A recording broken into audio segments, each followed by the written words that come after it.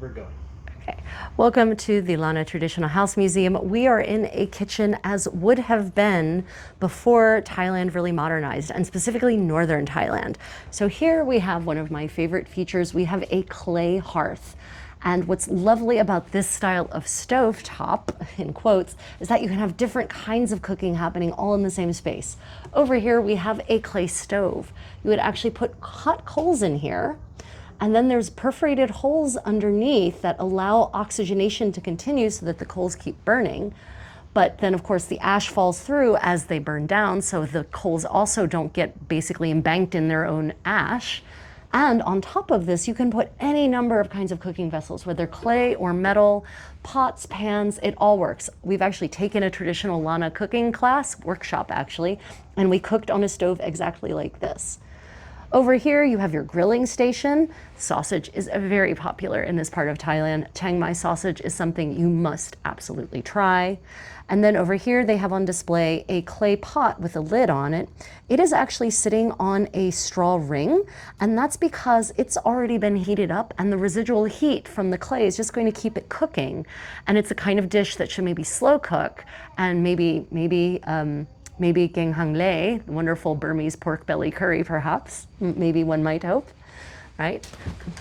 And then there, oh, it's so graceful.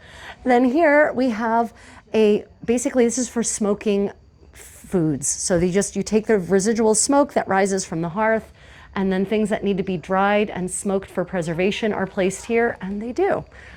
Up there, we have a vent in the ceiling. But I will tell you that having been in spaces where they were actually cooking like this room would still have been pretty smoky. So problematic, but there it is. Okay, over here we have the kantoke. This is both a tray and a table. And so here the food would be plated up, cooked, plated up here, and then you would carry the kantoke out to the outer area, the veranda, where it's nice and aerated and cool, and that's where you would actually dine. So this is a tray and a table, and this one is a very nice kantoke, for certain. Okay. Oh, right. Oh gosh, they've got a coconut cat, and they've got a quern. So this is a quern. This is for grinding grain, and specifically rice flour is very common here. And you actually pour the rice into there and turn it, and then rice flour comes out. But if you're making coconut milk rice pancakes, which we did at our cooking workshop a couple of months ago here, you actually pour the coconut milk and the rice in at the same time. And as you grind it, it makes the batter for you. It's fantastic, really, really gratifying. Here, this is a coconut cat, and literally you would sit on it like this, take your coconut cut in half, and you would grate the coconut back and forth, and it would shred the coconut for you.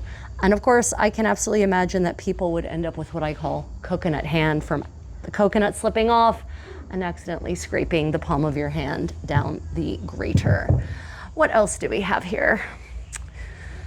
All kinds of cool things, mostly storage. Oh, we've got buckets, right?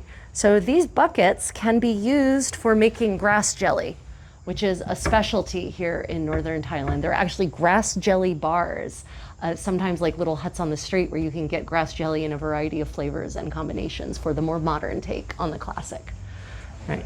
Oh, travel rice carriers, right? So this is for transporting sticky rice that has been cooked, and you see this string, it would actually hang around the traveler's neck, because when you're out and about in Lanna, in northern Thailand, you can find green things to eat.